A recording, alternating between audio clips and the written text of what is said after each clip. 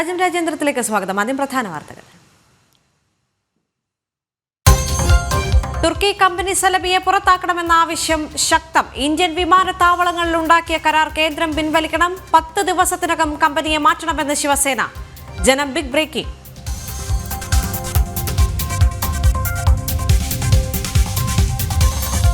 ചൈനയ്ക്ക് ഭാരതത്തിന്റെ മുന്നറിയിപ്പ്. അരുണാചലിലെ അതിർത്തി ഗ്രാമങ്ങളുടെ പേരുകൾ മാറ്റിയത് അസംബന്ധം. സംസ്ഥാന ഭാരതത്തിന്റെ അവിഭാജ്യ ഘടകമെന്നും വിദേശകാര്യ മന്ത്രാലയം.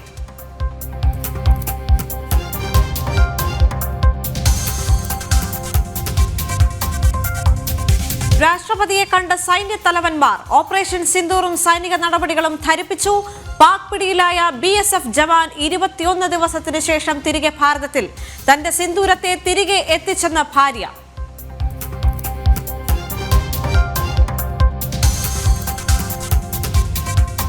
जरूर देखिए, हमारे सरकार मोदी जी है तो सब चीज़ पॉसिबल है, क्योंकि देखिए जो 22 तारीख को जो पहलगाम अटैक हुआ था, उन्होंने 15 से 20 दिन में जो ऑपरेशन सिंदूर करके सबके सुहाग का बदला लिया, जिसका नाम रखा गया था ऑपरेशन सिंदूर। उसके 3 से 4 दिन बाद मेरे सुहाग को उन्होंने रिटर्न लाया है, तो मैं उनको हाथ जोड़ कर बहुत बहुत धन्यवाद देना चाहती हूँ।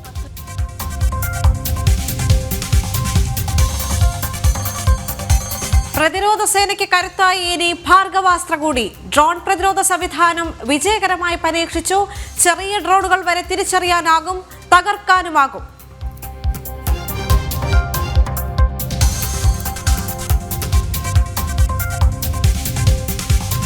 സുപ്രീം കോടതിക്ക് പുതിയ ചീഫ് ജസ്റ്റിസ്. ചുമതലയേറ്റ് BR ഗവായ്. സത്യപ്രതിജ്ഞാ ചടങ്ങ് രാഷ്ട്രപതി ഭവനിൽ. ദളിത് വിഭാഗക്കാരനായ രണ്ടാമത്തെ ചീഫ് ജസ്റ്റിസ്.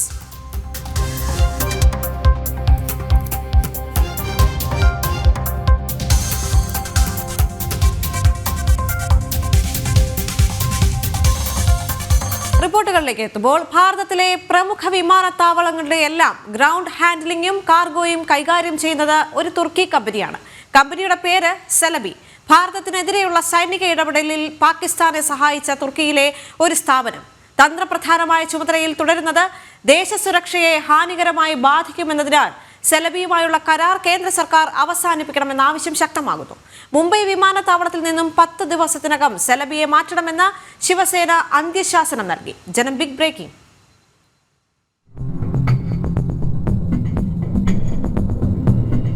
ഡൽഹി, മുംബൈ, ബംഗളൂരു, ഹൈദരാബാദ്, അഹമ്മദാബാദ്, ചെന്നൈ, ഗോവ എന്നിവിടങ്ങളിലെയും കേരളത്തിലെ കൊച്ചി, കണ്ണൂർ അന്താരാഷ്ട്ര വിമാനത്താവളങ്ങളിലെയും ഗ്രൗണ്ട് ഹാൻഡ്ലിംഗും അനുബന്ധ പ്രവർത്തനങ്ങളും കൈകാര്യം ചെയ്യുന്നത് തുർക്കി കമ്പനിയായ സെലബിയാണ്.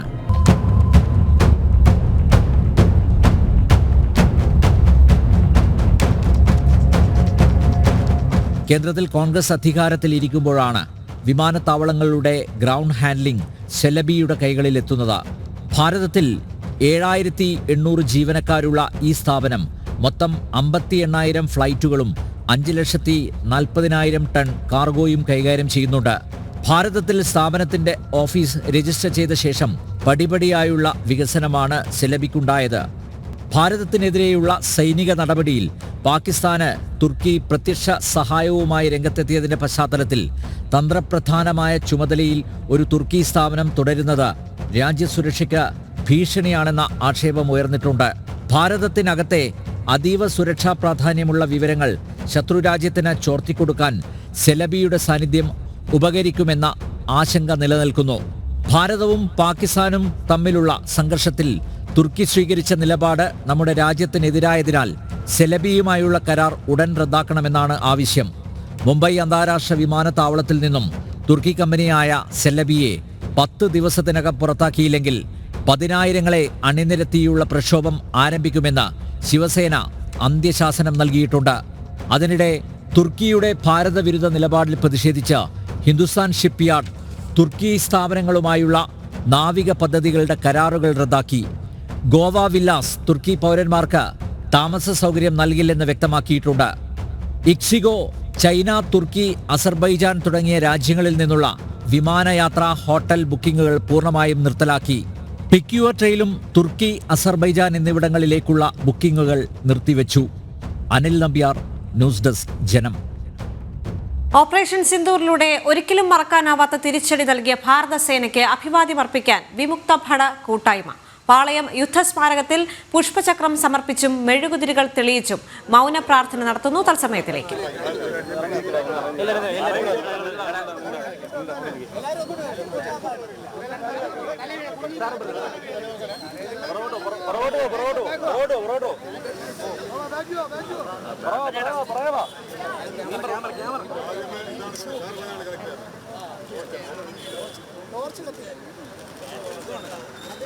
ശ്രീനന്ദ എസ് പി ചേരുന്നുണ്ട് കൂടുതൽ വിവരങ്ങളുമായി.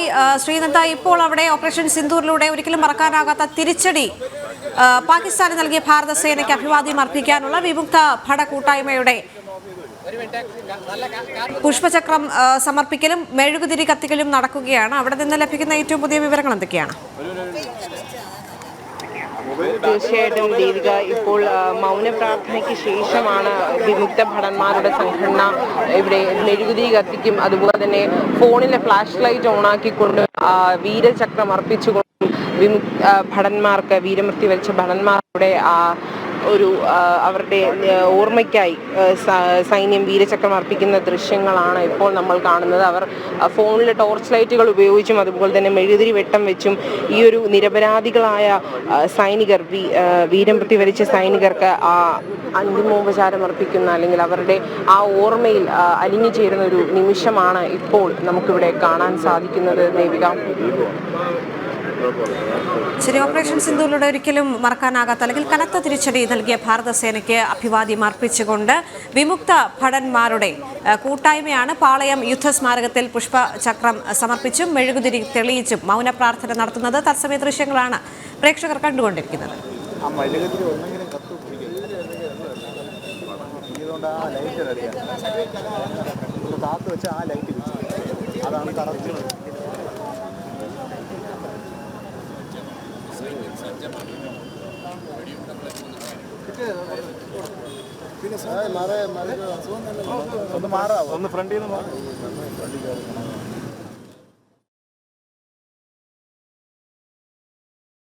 അരുണാചൽ പ്രദേശിലെ അതിർത്തി ഗ്രാമങ്ങളുടെ പേരുകൾ മാറ്റി ബീജിംഗ് പുറത്തിറക്കിയ പട്ടിക വ്യർത്ഥവും അസംബന്ധവും എന്ന് വിദേശകാര്യ മന്ത്രാലയം പ്രസ്താവനയിൽ വ്യക്തമാക്കിയിട്ടുണ്ട്.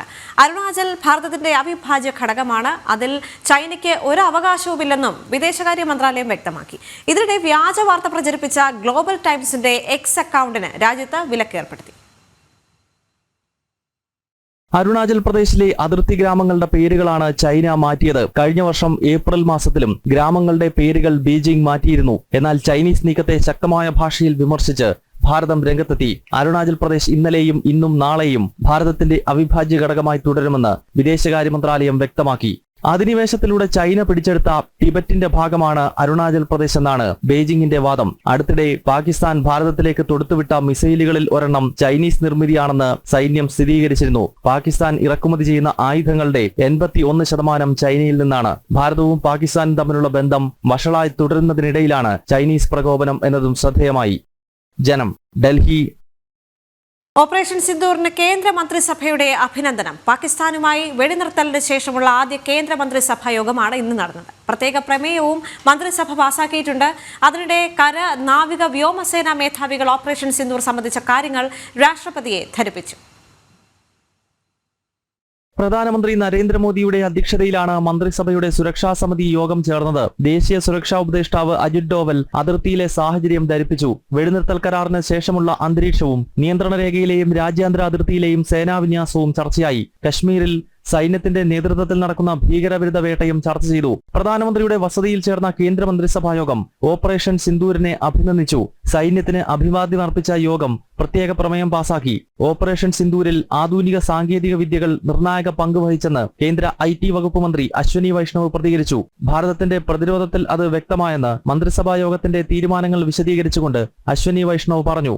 ऑपरेशन सिंदूर एक बहुत ही भारत की एक अस्मिता, भारत के हमारे आर्म्ड फोर्सेस का जो रोल रहा है और जो एक डिसाइसिव लीडरशिप रही है और एक जो नई डॉक्ट्रिन बनी है उसका एक बहुत बड़ा एग्जाम्पल है. കരസേനാ മേധാവി ജനറൽ ഉപേന്ദ്ര ദ്വിവേദി, വ്യോമസേനാ മേധാവി air chief marshal AP Singh, നാവികസേനാ മേധാവി അഡ്മിറൽ ദിനേശ് കെ ത്രിപാഠി എന്നിവർ സർവ്വസൈന്യാധിപ രാഷ്ട്രപതിയെ കണ്ടു. ഓപ്പറേഷൻ സിന്ദൂർ വിശദീകരിക്കുന്നതിനായാണ് സേനാ മേധാവികൾ സംയുക്തമായി രാഷ്ട്രപതി ഭവനിൽ എത്തിയത്. ജനം, ഡൽഹി. ഓപ്പറേഷൻ സിന്ദൂറിന് കേന്ദ്രമന്ത്രിസഭയുടെ അംഗീകാരം ലഭിച്ചു. പ്രതിരോധ മേഖലയ്ക്ക് കരുത്തു പകരാൻ ഭാഗവാസ്ത്ര ആളില്ലാ വിമാനങ്ങളെ പ്രതിരോധിക്കാനായി നിർമ്മിച്ച ഭാഗവാസ്ത്രയുടെ പരീക്ഷണം വിജയകരം. ഒഡീഷയിലെ ഗോപൽപൂരിലായിരുന്നു 4 പരീക്ഷണങ്ങൾ നടന്നത്. ചെലവ് കുറഞ്ഞതും എന്നാൽ കനത്ത പ്രഹരശേഷിയുള്ളതുമായ ഡ്രോൺ സംവിധാനമാണിത്.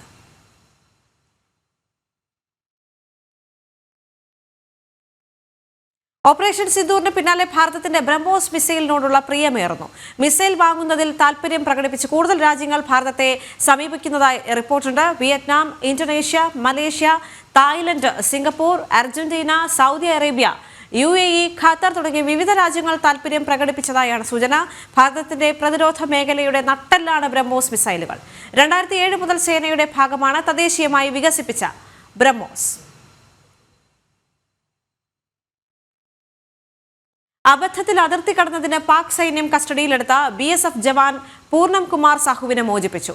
അട്ടാരി അതിർത്തിയിലാണ് ജവാനെ ഭാരതത്തിന് കൈമാറിയത്. ഏപ്രിൽ 23-ന് പകൽ 11:50ഓടെയാണ് സാഹു പാക് റേഞ്ചേഴ്സിന്റെ പിടിയിലാവുന്നത്. ഫിറോസ്പൂർ സെക്ടറിൽ ഡ്യൂട്ടിയിലിരിക്കെയാണ് സംഭവം. തുടർച്ചയായ യോഗങ്ങളിലൂടെയാണ് സൈനികന്റെ സുരക്ഷിതമായ മോചനം ഉറപ്പിച്ചതെന്ന് BSF അറിയിച്ചു. പഹൽഗാം ഭീകരാക്രമണം കഴിഞ്ഞ് തൊട്ടടുത്ത ദിവസം ഏപ്രിൽ 23-നാണ് BSF ജവാൻ പൂർണം കുമാർ സാഹു പാകിസ്ഥാന്റെ പിടിയിലായത്. പഞ്ചാബിലെ ഫിറോസ്പൂരിലെ രാജ്യാന്തര അതിർത്തിയിലായിരുന്നു സംഭവം. അബദ്ധത്തിൽ അതിർത്തി കടന്ന ജവാനെ പാകിസ്ഥാൻ കസ്റ്റഡിയിലെടുക്കുകയായിരുന്നു. കഴിഞ്ഞ ദിവസം നടന്ന ഭാരതം പാകിസ്ഥാൻ DGMO തല യോഗത്തിൽ വിഷയം ചർച്ചയായി. ജവാനെ വിട്ടുതന്നില്ലെങ്കിൽ കടുത്ത നടപടിക്ക് മുതിരേണ്ടി വരുമെന്ന് പാകിസ്ഥാന് മുന്നറിയിപ്പ് നൽകി. ഈ സാഹചര്യത്തിലാണ് ഇന്ന് പഞ്ചാബിലെ അഠാര അതിർത്തിയിൽ രാവിലെ 10:30-ന് BSF ജവാനെ കൈമാറിയത്. പശ്ചിമബംഗാൾ സ്വദേശിയാണ് പൂർണം കുമാർ സാഹു. 40-കാരനായ സാഹു കഴിഞ്ഞ 17 വർഷമായി BSF-ലാണ്. പുൽവാമ ഭീകരാക്രമണത്തെ തുടർന്ന് ഇരു രാജ്യങ്ങൾക്കുമിടയിൽ യുദ്ധസമാന അന്തരീക്ഷം നിലനിൽക്കവെയാണ് വിംഗ് കമാൻഡർ അഭിനന്ദൻ വർദ്ധമാൻ പാകിസ്ഥാന്റെ പിടിയിലായത്. ഭാരതത്തിന്റെ നയതന്ത്ര നീക്കത്തിലൂടെ അഭിനന്ദനെയും അന്ന് വാഗ അതിർത്തി വഴി മോചിപ്പിച്ചിരുന്നു. ജനം, ഡൽഹി. BSF ജവാനെ പാക് കസ്റ്റഡിയിൽ നിന്ന് മോചിപ്പിച്ചതിൽ സന്തോഷം പ്രകടിപ്പിച്ച പൂർണം കുമാർ ഷായുടെ ഭാര്യ രജനീഷ പ്രധാനമന്ത്രി നരേന്ദ്രമോദി ഉണ്ടെങ്കിൽ അസാധ്യമായതൊന്നുമില്ല എന്ന് ഒരിക്കൽ കൂടി തെളിയിച്ചെന്ന് അവർ പറഞ്ഞു. പഹൽഗാമിൽ സിന്ദൂരം മായ്ച്ചവർക്ക് മറുപടി നൽകുമെന്ന് പ്രധാനമന്ത്രി ഉറപ്പു നൽകിയിരുന്നു. ആ വാക്കു പാലിച്ചു. അതുപോലെ തന്നെ തന്റെ സിന്ദൂരത്തെ തിരികെ എത്തിക്കുമെന്ന് പറഞ്ഞ വാക്കും പാലിച്ചുവെന്ന് രജനി കൂട്ടിച്ചേർത്തു. ഭർത്താവിനെ വീഡിയോ കോളിലൂടെ കണ്ടെന്നും ആരോഗ്യവാനായി ഇരിക്കുന്നുവെന്നും രജനി കൂട്ടിച്ചേർത്തു. जी जरूर, देखिए हमारे सरकार मोदी जी है तो सब चीज़ पॉसिबल है, क्योंकि देखिए जो 22 तारीख को जो पहलगाम अटैक हुआ था, उन्होंने 15 से 20 दिन में जो ऑपरेशन सिंदूर करके सबके सुहाग का बदला लिया, जिसका नाम रखा गया था ऑपरेशन सिंदूर. उसके 3 से 4 दिन बाद मेरे सुहाग को उन्होंने रिटर्न लाया है, तो मैं उनको हाथ जोड़ के बहुत बहुत धन्यवाद देना चाहती हूँ. രാജ്യവിരുദ്ധ പ്രചാരണങ്ങളുമായി ബന്ധപ്പെട്ട IS അർബൻ മാവോയിസ്റ്റ് ബന്ധങ്ങളും വിശദമായി അന്വേഷിക്കണം. റജാസ് M ഷീബ സിദ്ദിഖിനെ കൊച്ചിയിലെത്തിച്ച് തെളിവെടുക്കും. എളമക്കരയിലെ വീട്ടിലും അർബൻ മാവോയിസ്റ്റുകൾ ഒത്തുകൂടിയ കേന്ദ്രങ്ങളിലും തെളിവെടുപ്പിനെത്തിക്കും.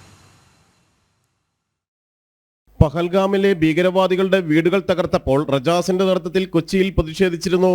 പാകിസ്ഥാനിലെ ഭീകരവാദ കേന്ദ്രങ്ങൾ തകർത്ത ഓപ്പറേഷൻ സിന്ദൂറിനെ വിമർശിച്ച് സമൂഹമാധ്യമ പോസ്റ്റുകൾ ഇട്ടതിനെ തുടർന്നായിരുന്നു റജാസ് നാഗ്പൂരിൽ അറസ്റ്റിലായത്. ഇത് സംബന്ധിച്ച വിശദമായ അന്വേഷണമാണ് അർബൻ മാവോയിസ്റ്റുകളും നിരോധിത ഭീകരവാദ ഗ്രൂപ്പുകളുമായുള്ള ബന്ധങ്ങളിലേക്കും നീങ്ങുന്നത്. ISI, Jammu Kashmir liberation front എന്നിവയുമായി അർബൻ മാവോയിസ്റ്റുകൾക്ക് എന്തെങ്കിലും ബന്ധങ്ങളുണ്ടോ എന്നതിലാണ് അന്വേഷണം. അർബൻ മാവോയിസ്റ്റ് രാജ്യവിരുദ്ധ പ്രവർത്തനങ്ങളിൽ NIAയും അന്വേഷണം നടത്തുന്നുണ്ട്. റജാസിന്റെ കൊച്ചി അളമക്കരയിലെ വീട്ടിൽ പരിശോധന നടത്തിയ മഹാരാഷ്ട്ര ATS നിരവധി ഡിജിറ്റൽ ഉപകരണങ്ങൾ പിടിച്ചെടുത്തിരുന്നു. കമ്മ്യൂണിസ്റ്റ് ഭീകര പുസ്തകങ്ങളും കണ്ടെത്തിയിരുന്നു. ഡീറ്റെയിൽ തെളിവുകളുടെ പരിശോധന പൂർത്തിയാക്കിയ ശേഷം റജാസുമായി കൊച്ചിയിൽ തെളിവെടുപ്പ് നടത്തും. ജനം, കൊച്ചി. സുപ്രീം കോടതി ചീഫ് ജസ്റ്റിസായി ജസ്റ്റിസ് BR ഗവായ് ചുമതലയേറ്റു. രാഷ്ട്രപതി ദ്രൗപദി മുർമു സത്യവാചകം ചൊല്ലിക്കൊടുത്തു. ദളിത് വിഭാഗത്തിൽ നിന്നുള്ള രണ്ടാമത്തെ ചീഫ് ജസ്റ്റിസാണ് BR ഗവായ്. भूषण रामकृष्ण गवई, जो भारत के उच्चतम न्यायालय का मुख्य न्यायमूर्ति नियुक्त हुआ हूँ, सत्यनिष्ठा से प्रतिज्ञा करता हूँ कि मैं विधि द्वारा स्थापित भारत के संविधान के प्रति श्रद्धा और निष्ठा रखूंगा. രാജ്യത്തിന്റെ 52ാമത് ചീഫ് ജസ്റ്റിസായാണ് BR ഗവായി സത്യപ്രതിജ്ഞ ചെയ്ത് ചുമതലയേറ്റത്. ജസ്റ്റിസ് KG ബാലകൃഷ്ണന് ശേഷം ദളിത് വിഭാഗത്തിൽ നിന്ന് ചീഫ് ജസ്റ്റിസ് ആകുന്ന രണ്ടാമത്തെ ന്യായാധിപനാണ് ജസ്റ്റിസ് BR ഗവായി. രാഷ്ട്രപതി ഭവനിൽ നടന്ന ചടങ്ങിൽ പ്രധാനമന്ത്രി നരേന്ദ്രമോദി, കേന്ദ്രമന്ത്രിമാരായ Amit Shah, Rajnath Singh, JP Nadda, S Jaishankar, Piyush Goyal, Arjun Ram Meghwal, Lok Sabha speaker Om Birla, മുൻ രാഷ്ട്രപതി രാംനാഥ് കോവിന്ദ് തുടങ്ങിയവർ പങ്കെടുത്തു. ഇലക്ടറൽ ബോണ്ട് കേസിലടക്കം സുപ്രധാന വിധിന്യായങ്ങളിലൂടെ ശ്രദ്ധേയനാണ് ജസ്റ്റിസ് ഗവായി. മഹാരാഷ്ട്ര അമരാവതി സ്വദേശിയായ ജസ്റ്റിസ് BR ഗവായി 1985 അഭിഭാഷകനായി ഔദ്യോഗിക ജീവിതത്തിന് തുടക്കം കുറിച്ചത്. 2003 ബോംബെ ഹൈക്കോടതിയിൽ അഡീഷണൽ ജഡ്ജിയായി. 2005 സ്ഥിരം ജഡ്ജിയായി. 2019 മെയ് മാസത്തിലാണ് BR ഗവായി സുപ്രീം കോടതി ജഡ്ജിയായി ചുമതലയേറ്റത്. ഭരണഘടന, ഭരണനിർവഹണ നിയമങ്ങളിൽ വിദഗ്ധനായ ജസ്റ്റിസ് BR ഗവായി മുൻ കേരള ഗവർണർ RS ഗവായിയുടെ മകനാണ്. നവംബർ 23 വരെയാണ് ചീഫ് ജസ്റ്റിസ് പദവിയിൽ അദ്ദേഹത്തിന്റെ കാലാവധി. ജസ്റ്റിസ് സഞ്ജീവ് ഖന്ന വിരമിച്ചതോടെയാണ് പുതിയ ചീഫ് ജസ്റ്റിസ് ചുമതലയേറ്റത്. Janam, Delhi. Russian president Vladimir പുടിനുമായി നേരിട്ട് ചർച്ച വേണമെന്ന് ആവർത്തിച്ച യുക്രൈൻ പ്രസിഡന്റ് വൊളോഡിമിർ സെലൻസ്കി. ഇസ്തംബൂളിൽ നാളെ നിശ്ചയിച്ചിരിക്കുന്ന ചർച്ചകളിൽ പങ്കെടുക്കാൻ താൻ എത്തുമെന്നും സെലൻസ്കി അറിയിച്ചു. എന്നാൽ റഷ്യൻ പ്രസിഡന്റ് ഇസ്തംബൂളിൽ നടക്കുന്ന ചർച്ചകളിൽ പങ്കെടുക്കുന്നത് സംബന്ധിച്ച് ഇതുവരെ വിശദീകരണം നൽകിയിട്ടില്ല. 2022 മാർച്ചിലാണ് റഷ്യയും യുക്രൈനും തമ്മിൽ നേരിട്ടുള്ള ചർച്ചകൾ അവസാനമായി നടന്നത്. മുൻകൂട്ടിയുള്ള നിബന്ധനകളില്ലാതെ ചർച്ചയാകാമെന്നാണ് റഷ്യയുടെ നിലപാട്. യൂറോപ്യൻ യൂണിയൻ രാജ്യങ്ങളും പ്രശ്നം പരിഹരിക്കുന്നതിന് കാര്യമായ ഇടപെടൽ നടത്തുന്നുണ്ട്. ബ്രിട്ടനും ഫ്രാൻസും കൃത്യമായ നിർദ്ദേശങ്ങൾ യുക്രൈന് നൽകുകയും ചെയ്യുന്നുണ്ട്. ഈ സാഹചര്യത്തിലാണ് വെടിനിർത്തൽ ധാരണയ്ക്ക് സജ്ജമെന്ന് റഷ്യൻ പ്രസിഡന്റ് വ്ളാഡിമിർ പുടിൻ അറിയിക്കുന്നത്. നേരത്തെ കരിങ്കടലിലെ യുക്രൈൻ തുറമുഖങ്ങളെ ആക്രമിക്കില്ലെന്നും യുക്രൈന്റെ വൈദ്യുതോൽപാദന കേന്ദ്രങ്ങളെ ലക്ഷ്യമാക്കില്ലെന്നും റഷ്യ അറിയിച്ചിരുന്നു. ഇതിനു പിന്നാലെയാണ് നാളെ ഇസ്താംബൂളിൽ ചർച്ചകൾ നടക്കുന്നത്. ചർച്ചകളിൽ പുടിൻ നേരിട്ട് പങ്കെടുക്കണമെന്നാണ് യുക്രൈൻ പ്രസിഡന്റ് വൊളോഡിമിർ സെലൻസ്കിയുടെ ആവശ്യം. എന്നാൽ ഇതു സംബന്ധിച്ച് ഔദ്യോഗിക വിശദീകരണം ഒന്നും തന്നെ റഷ്യ ഇതുവരെ നൽകിയിട്ടില്ല. റഷ്യയുമായുള്ള സംഘർഷം ചർച്ചകളിലൂടെ പരിഹരിക്കാൻ അമേരിക്കൻ പ്രസിഡന്റ് ഡൊണാൾഡ് ട്രംപ് യുക്രൈന് നിർദ്ദേശം നൽകിയിരുന്നു. പുടിനുമായി നേരിട്ടുള്ള ചർച്ചകൾ അനിവാര്യമെന്ന നിലപാടിൽ ഉറച്ചു നിൽക്കുകയാണ് സെലൻസ്കിയും. 30 ദിവസത്തെ വെടിനിർത്തലിനാണ് പ്രാഥമിക പരിഗണന നൽകുന്നതെന്ന് യുക്രൈൻ പ്രസിഡന്റ് വൊളോഡിമിർ സെലൻസ്കിയും നിലപാടെടുത്തിരുന്നു. International desk, Janam. കാനഡയിൽ പ്രധാനമന്ത്രി മാർക്ക് കാർണിയുടെ നേതൃത്വത്തിൽ പുതിയ ക്യാബിനറ്റ് നിലവിൽ വന്നു. 28 ക്യാബിനറ്റ് മന്ത്രിമാരും 10 സ്റ്റേറ്റ് സെക്രട്ടറിമാരും ഉൾപ്പെടുത്തുന്നതാണ് പുതിയ ക്യാബിനറ്റ്. ഭാരതീയ വംശജയായ അനിത ആനന്ദാണ് പുതിയ വിദേശകാര്യമന്ത്രി. മാറ്റങ്ങൾക്കായുള്ള നടപടികൾ ഉടൻ ആരംഭിക്കുമെന്ന് മാർക്ക് കാർണി അറിയിച്ചു. 24 പുതുമുഖങ്ങളെ ഉൾപ്പെടുത്തിയാണ് മാർക്ക് കാർണി പുതിയ ക്യാബിനറ്റിന് രൂപം നൽകിയിരിക്കുന്നത്. 28 പേർ ക്യാബിനറ്റ് മന്ത്രിമാരും 10 പേർ സ്റ്റേറ്റ് സെക്രട്ടറിമാരുമായുമുണ്ട്. മെലനി ജോളി, ക്രിസ്റ്റ്യ ഫ്രീലാൻഡ് എന്നിവർ പുതിയ മന്ത്രിസഭയിലും ഇടം പിടിച്ചിട്ടുണ്ട്. ഭാരതവംശജയായ അനിത ആനന്ദ് വിദേശകാര്യമന്ത്രിയാണ്. ടൊറന്റോയിൽ നിന്നുള്ള ഭാരതവംശജനായ MP മനീന്ദർ സിദ്ധു അന്താരാഷ്ട്ര വാണിജ്യ മന്ത്രിയാണ്. നാടിനാവശ്യമായ പരിഷ്കാരങ്ങൾ ഉടൻ നടപ്പാക്കുകയാണ് ലക്ഷ്യമെന്ന് മാർക്ക് കാർണി അറിയിച്ചു. Canadians elected this new government with a strong mandate to define a new economic and security relationship with the United States and to build a stronger economy for all Canadians. Canadians also sent a clear message that their cost of living must come down and that our communities must be safe. The swearing in of this cabinet is amongst the fastest following an election, and the beginning of the new parliament will be one of the most rapid following an election in Canadian history. We are starting as we aim to go on. Our government will deliver its mandate for change with urgency and determination. US ചുമത്തിയ അധിക tariff ഒഴിവാക്കുകയാണ് പുതിയ മന്ത്രിസഭയുടെ സുപ്രധാന ലക്ഷ്യങ്ങളിലൊന്ന്. ഈ ലക്ഷ്യത്തിനായി അതിർത്തി സംരക്ഷണത്തിനുൾപ്പെടെ പുതിയ വകുപ്പ് ഏർപ്പെടുത്തിയിട്ടുണ്ട്. നിർണായക മന്ത്രാലയങ്ങളിലായിരിക്കും 10 സ്റ്റേറ്റ് സെക്രട്ടറിമാരുടെ ചുമതല ഉണ്ടായിരിക്കുക. ഭാരതവുമായി നിലനിൽക്കുന്ന സംഘർഷങ്ങൾ പരിഹരിക്കുക എന്നതും പുതിയ മന്ത്രിസഭയുടെ പ്രധാന പരിഗണനകളിൽ ഉൾപ്പെടുന്ന കാര്യമാണ്. ഇന്റർനാഷണൽ ഡെസ്ക്, ജനം. കനേഡിയൻ പാർലമെന്റിൽ ഭഗവത്ഗീതയിൽ കൈവച്ച് സത്യപ്രതിജ്ഞ ചെയ്ത് ഭാരത വംശജയായ അനിത ആനന്ദ്. കാനഡയുടെ ചരിത്രത്തിലെ ആദ്യ ഹിന്ദു വനിതാ വിദേശകാര്യമന്ത്രിയാണ് അനിത. ജസ്റ്റിൻ ട്രൂഡോ സർക്കാരിന്റെ ഇന്ത്യ വിരുദ്ധ നിലപാടുകളോടെ ഉലഞ്ഞ ഇന്ത്യ കാനഡ ബന്ധം നയതന്ത്ര തലത്തിൽ മെച്ചപ്പെടാനുള്ള സാധ്യത കൂടിയാണ് ഇതോടെ തെളിയുന്നത്. കാനഡയുടെ പ്രതിരോധ മന്ത്രിപദം ഉൾപ്പെടെ വഹിച്ചിട്ടുള്ള അനിത ആനന്ദ് മെലാനി ജോളിക്ക് പകരമായാണ് വിദേശകാര്യ മന്ത്രിയാകുന്നത്.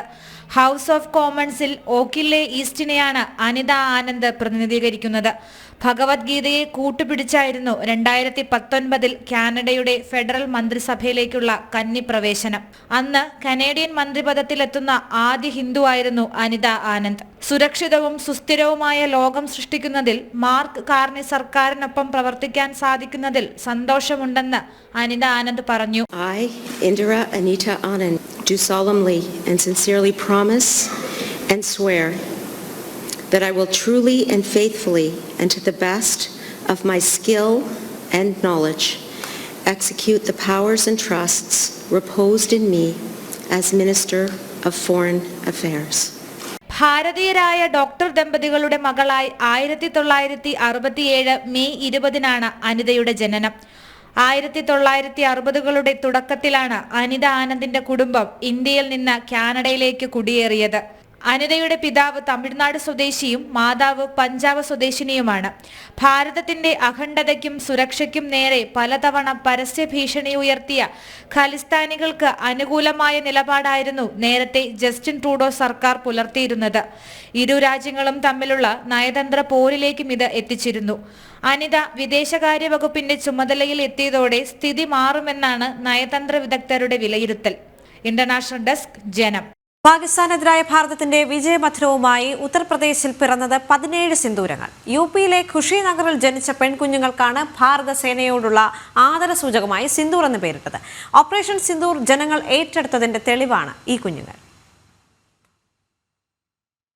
ഭീകരർ നമ്മുടെ പെൺമക്കളുടെ സിന്ദൂരം മായ്ച്ചു കളഞ്ഞു. എന്നാൽ നമ്മൾ അവരെ ഈ ഭൂമിയിൽ നിന്ന് തന്നെ മായ്ച്ചു കളഞ്ഞാണ് തിരിച്ചടിച്ചത്. അതുകൊണ്ട് തന്നെ ഓപ്പറേഷൻ സിന്ദൂർ അത് വെറുമൊരു പേരല്ല, കോടിക്കണക്കിന് ഭാരതീയരുടെ വികാരത്തിന്റെ പ്രതിബിംബം. ഭാരതത്തിന്റെ പോരാട്ട ദിനങ്ങളിൽ ജനിച്ച കുഞ്ഞുങ്ങളെ സിന്ദൂർ എന്നല്ലാതെ മറ്റെന്ത് വിളിക്കാൻ? ഉത്തർപ്രദേശിലെ ഖുഷിനഗറിൽ 17 നവജാത ശിശുക്കൾക്ക് സിന്ദൂർ എന്നാണ് മാതാപിതാക്കൾ പേരിട്ടത്. പഹൽഗാം ഭീകരാക്രമണത്തിന് ഭാരതം നൽകിയ കനത്ത പ്രഹരത്തിന്റെ ഓർമ്മകൾ നിലനിർത്താനാണ് പെൺകുരുന്നുകൾക്ക് സിന്ദൂർ എന്ന് പേര് നൽകിയത്.